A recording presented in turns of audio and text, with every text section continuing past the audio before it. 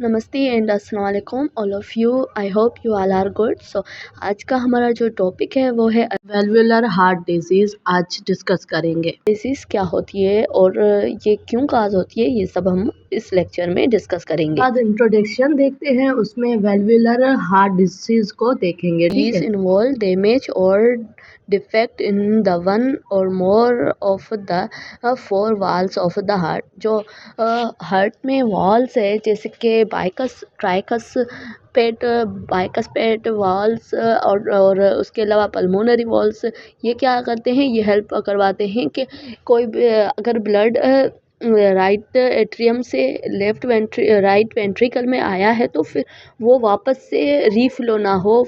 तो उसके लिए क्या करते हैं, ये वाल होते हैं, अगर इनमें कोई डैमेज आ जाए या फिर डिफेक्ट हो जाए तो उसको हम कह सकते हैं इन द अल्वुलर वाल डिजीज़ भी कह सकते हैं और अल्वुलर हार्ट डिजीज़ भी कह सकते हैं। क्या होता है कि या तो वो वाल्स डैमेज हो जाते हैं और डिफेक्ट बन जाता है, बीच में वो कट हो जाते हैं। ठीक है, ये इनमें एक काज होता है। तो उसके वजह से हम कह सकते हैं ये डिसऑर्डर है जिसमें अल्वुलर वाल्स हैं, वहाँ पे क्या होगा, उनके बीच में डिफेक्ट हो जाए और वो एक अपना एक प्रॉपर जो स्टिकी होते हैं और बंद हो जाते हैं, जैसे कि ब्लड नीचे फ्लो होगा वेंट्रिकुलर में, जैसे ही वो बंद हो जाते हैं तो उसकी वजह से ब्लड रीफ्लो नहीं होता, वापस वो आर्टरी में नहीं जाता और आके वो उसको सप्लाई करता है बॉडी जो हार्ट के जो अदर पार्ट्स हैं उनमें और उसके थ्रू बॉडी में। ठीक है, इसके बाद आते हैं टाइप्स पे। टाइप्स कौन से हैं, सबसे पहले है अल्वुलाई सिनोसिस। उसमें क्या होता है, the shifting of the heart alveoli can narrow, वो क्या हो जाते हैं, एक नेरो हो जाते हैं। The size of the alveoli opening and they are restrict blood flow, और उसकी जो साइज होती है वो बड़ी हो जाती है, ओपनिंग हो जाती है और उसकी वजह से क्या होता है, रिस्ट्रिक्ट होता है ब्लड फ्लो में, एक रुकावट हो जाती है। और the narrowing is called alveoli stenosis, और उसको हम कहेंगे अल्वुलाई स्टेनोसिस। ठीक है, और regurgitations they are alveoli flip does not close properly, क्या अल्वुलाई जो फिलिप है वो पूरे तरीके से वो क्लोज ना हो, मैंने आपको बताया था, उसकी वजह से रिगर्जिटेशन मीन्स कि ब्लड का आउटफ्लो होता है, वो वापस से ये जो अल्वुलाई में फ्लो कर देता है। Cause the blood to leaked and back outward in your heart, and they are commonly occurs due to the valve flap and buildings block, and conditions is called a प्रोलिप्स, वो एक दूसरे से प्रोलिप्स हो जाते हैं, जुड़ जाते हैं, तो उसकी वजह से क्या होता है कि वो आउटफ्लो टूवर्ड्स जहाँ से वो निकलता है वहाँ से वो हार्ट के वापस हार्ट में ही जाता है, जिसके बॉडी में नहीं जा सकता क्योंकि वो रिगर्जिटेशन हो रही है उसकी। और उसके बाद है जो atresia they are Atrisa is they are walls is not formed and a solid sheet of the tissue block the blood flow, वो क्या करता है, सॉलिड एक शीट होती है, ठीक है, टिश्यूज़ की, और वो क्या करता है, ब्लॉक कर देता है ब्लड के फ्लो को, वो ब्लड फ्लो नहीं होता है, उसकी वजह से हम कह सकते हैं ये भी एक डिसऑर्डर है, हमारे वॉल्व्स है उनका, टिश्यू ब्लॉक कर देता है blood flow between heart to chamber, heart से चैम्बर तक, कि वो चैम्बर से दूर ना जाए, तो उसके बीच में एक शीट होती है वो हो जाती है। तो ये सब था इसका जो भी टाइप्स हैं उनके बारे में। ठीक है, अब इसकी बढ़ेंगे हम पैथोफिजियोलॉजी। ठीक है, और ये इसका मतलब कि एक डायग्राम के थ्रू बताया गया है कि कौन से वाल कहाँ पे इफेक्ट होता है। ठीक है, उसके बाद बात करते हैं पैथोफिजियो की। तो इसमें क्या होता है, इंक्रीज हो जाता है प्रेशर ऑफ पल्मोनरी वेस्क्यूलर, वहाँ की जो वेसल्स है वहाँ का प्रेशर इंक्रीज हो जाता है, और hypertrophy of the pulmonary vessels, वहाँ एट्रोफी हो जाए, और उसके अलावा करोनिक कंजक्शन हो जाए। उसके बाद है कि external dyspnoea due to the decrease pulmonary complications, और पल्मोनरी जो कॉम्प्लेक्शन है वो भी क्या हो जाती है, डिक्रीज़ हो जाती है। उसके अलावा रिएक्टिव पल्मोनरी हाइपरटेंशन, इनकी वजह से भी क्या होता है कि ये भी काज करवा सकते हैं वाल। और उसके अलावा राइट वेंट्रिकुलर हाइपरट्रोफी, अगर राइट वेंट्रिकुलर हाइपरट्रोफी है तो उसकी वजह से भी हो सकता है। और राइट वेंट्रिकुलर फेलियर, अगर राइट वेंट्रिकुलर किसी वजह से फेलियर है तो उसकी वजह से भी ये हो सकता है कि हमारे जो वॉल्व्स हैं वो एक डैमेज हो सकते हैं या फिर उनकी डिजीज़ वॉल्व्स डिजीज़ काज करवा सकते हैं। तो ये सब इसके क्या है कि ये पैथोफिजियोलॉजी है कि इनकी चीज़ों की वजह से मतलब अगर हमारी बॉडी में अगर वो डिसऑर्डर हुआ है तो उसकी पैथो ये है कि ऐसा-ऐसा इस चीज़ में इफ़ेक्ट होता है और हम उसको कहते हैं कि ये एक डिसीज़ है वॉल्व्स की, ठीक है। तो इसके बाद बात करते हैं हम घास की, तो घास कौन से हैं, ठीक है। सबसे पहले है कंजक्टाइनल, जैसे कि हमने पढ़ा है कि कंजक्टाइनल इससे हम बोल सकते हैं कि by birth. By birth means कि कोई बेबी अगर उसकी डेवलपमेंट हो रही है यूटेरस में तो क्या होगा कि कुछ एक्सटर्नल फैक्टर्स ऐसे होंगे या फिर मदर को कोई ऐसी डिजीज़ हो जाए या इन्फेक्शन हो जाए उसकी वजह से बेबी को इफ़ेक्ट करे, तो उसको हम बोलते हैं तो कंजक्टाइनल। उसकी वजह से भी ये इफ़ेक्ट हो सकता है किसी बेबी में, तो फिर ये डिसऑर्डर हो सकता है। उसके अलावा और इन्फेक्टिव एंडोकार्डियम कार्डियस। और एंडोकार्डियल मीन्स के जो इनर लेयर है एंडोकार्डियल, वहाँ पे कोई इन्फेक्टिव हो जाए या फिर इन्फेक्शन हो जाए या फिर करोनरी आर्टरी डिजीज़ हो जाए या फिर हार्ट अटैक हो जाए, तो इन सब की वजह से क्या होगा, हमारा जो अल्वेओलार वॉल्स है उनमें क्या होगा, उनकी डिजीज़ हो सकती है या फिर डिसऑर्डर हो सकता है, ठीक है। उसके अलावा कार्डियोमायोपैथी और जैसे कि हार्ट के मसल्स की डिजीज़ हो जाती है तो उसकी वजह से भी ये वॉल्व्स सही से काम नहीं करते हैं।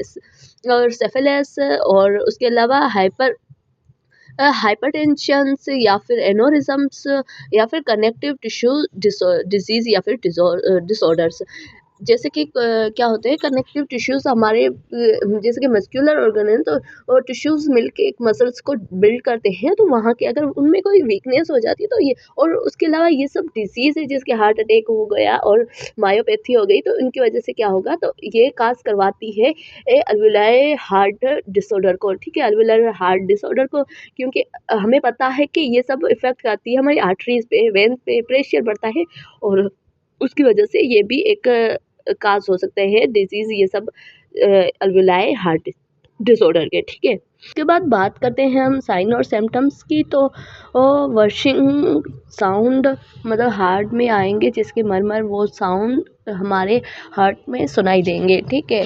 और उसके अलावा चेस्ट पेन होगा और एब्डोमेन में स्वेलिंग होगी और उसके अलावा फर्टिंग होगी और शॉर्टनेस ऑफ ब्रीथिंग होगी और particular when you active in lying down, क्या करेगा कि वो एक पर्टिकुलर वो झुक नहीं पाएगा सही से। और उसके अलावा स्वेलिंग ऑफ यूआर, और उसके अलावा स्वेलिंग होगी इंकल्स एंड फीट्स में और डेजनिंग जैसे कि चक्कर आना और faintings and regular irregular heart beats, और हार्ट बीट भी उसकी इरेगुलर होगी, ठीक है। ये सब थे इसके साइन और सिम्टम्स। उसके बाद आते हैं हम कॉम्प्लिकेशंस पे, ठीक है। और उसके बाद हम कह सकते हैं कॉम्प्लिकेशन में हार्ट फेलियर हो सकता है, क्योंकि अगर बहुत ज़्यादा टाइम से अगर सही से ब्लड फ्लो नहीं होगा तो हम कह सकते हैं हार्ट फेलियर, और स्ट्रोक हो सकता है या फिर ब्लड क्लॉट हो सकता है, वहाँ पे ब्लड सही से फ्लो नहीं होगा तो वहाँ क्लॉट हो सकता है। उसके अलावा रिदमेटिक एबनॉर्मलिटीज़ हो सकती है, क्योंकि हार्ट की जो रिदम है वो सही नहीं हो और एबनॉर्मल हो सकती है। उसके अलावा डेथ भी हो सकती है। ये सब इसकी कॉम्प्लिकेशन है। अगर अगर इस डिजीज़ को हमने ट्रीट नहीं किया तो डेथ भी एक कॉम्प्लिकेशन बन सकती है इस डिजीज़ की। तो ये सब इसका थोड़ा ओवरव्यू था और अच्छे से मैंने बता दिया है आपको। और इसके बाद हम पढ़ते हैं, उसके बाद आते हैं डायग्नोस टेस्ट पे। तो इसमें हम क्या करवाते हैं, कार्डियोग्राफी टेस्ट करवाते हैं या फिर हम कह सकते हैं इलेक्ट्रोकार्डियोग्राफी जिसके ईसीजी, और उसके अलावा चेस्ट एक्सरे करवाते हैं, कार्डियो एमआरआई कराते हैं और एक्सरसाइज टेस्ट, जैसे कि हम मेजर करेंगे किसी भी पेशेंट को, अगर उसको ये डिजीज़ है तो हम कहेंगे कि आप उनको एक टाइम ड्यूरेशन देंगे और हर ड्यूरेशन पे उनको एक हम उसको वॉक करवाएंगे या फिर उनको रनिंग कराएंगे और देखेंगे कि उनका बीपी कितना रेज हुआ है या फिर कितना उसकी परसेंटेज निकलता है, तो वो करवाएंगे। उसके अलावा कार्डियक कैथेटराइजेशन, और कार्डियम में हम कैथेटराइजेशन भी कर सकते हैं। तो ये सब इसकी डायग्नोस्टिक्स। बात करते हैं मेडिकल और सर्जिकल मैनेजमेंट की, तो फिर उसमें क्या करेंगे, सबसे पहले डायूरेटिक वाटर फॉल्स जो होती है, जो क्या करती है, reduce swelling and fluid buildup in the body.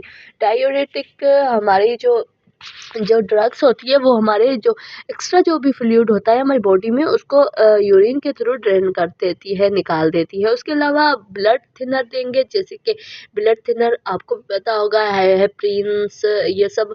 तो ब्लड थिनर भी देंगे, एंटी जो ब्लड क्लॉट प्रिवेंट करते हैं वो भी देंगे, एंटीकोगुलेंट भी देंगे, ठीक है। Reduce the risk of cardiac problem, वो क्या करती हैं, ये सब ड्रग्स रिड्यूस करती है कार्डियक प्रॉब्लम्स को, ठीक है। उसके अलावा एंटी इरेथमेटिक जो ड्रग्स है वो देंगे, जो प्रिवेंट इरेगुलर और रैपिड हार्ट बीट्स को वो एक प्रॉपर और बैलेंस हार्ट बीट बनाएगी, ठीक है। तो ये सब मेडिकेशंस जो यूज़ करते हैं हम किसी भी हार्ट डिजीज़ में, जैसे किसी भी हार्ट का प्रेशर बढ़ गया है, ठीक है, उसमें। उसके बाद आते हैं नर्सिंग मैनेजमेंट में। तो नर्सिंग मैनेजमेंट में क्या करते हैं, असेस करते हैं हार्ट के साउंड को, कि हार्ट के साउंड एबनॉर्मल है या नहीं है, तो वो हम क्या करेंगे, चेक करेंगे किसी भी पेशेंट के।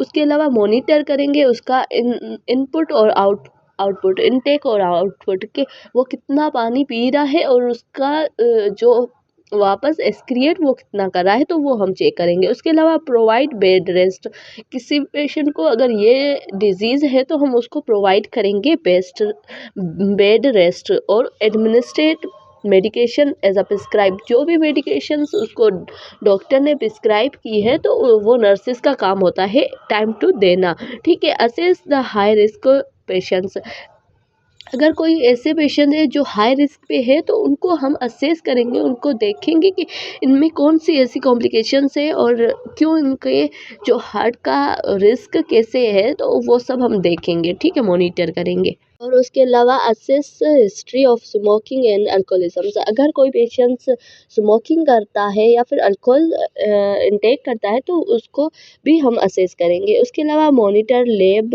वैल्यूज़ को मॉनिटर करेंगे, और फ्रीक्वेंटली स्पेशलाइज्ड जो कोलेस्ट्रॉल लेवल है उसको भी हम चेक करेंगे। तो ये सब काम होता है नर्सिस का, जो मॉनिटर करती है पेशेंट्स के वाइटल साइंस को भी, जिसके वाइटल साइन है उनको भी ये मॉनिटर करती है, ताकि हमें पता चले कि बीपी कितना है किसी भी पेशेंट का, ब्लड प्रेशर, ठीक है।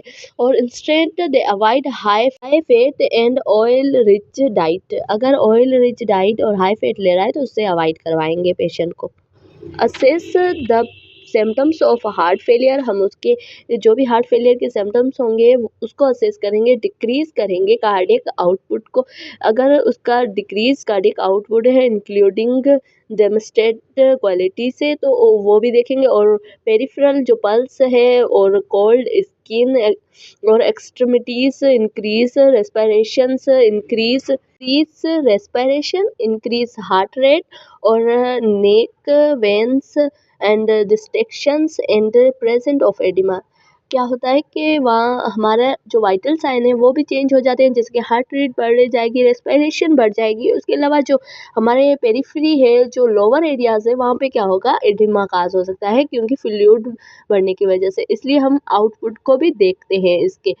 और थैंक यू, आज का वीडियो इतना ही, मिलते हैं नेक्स्ट वीडियो में। Subscribe, share and comment. Thank you.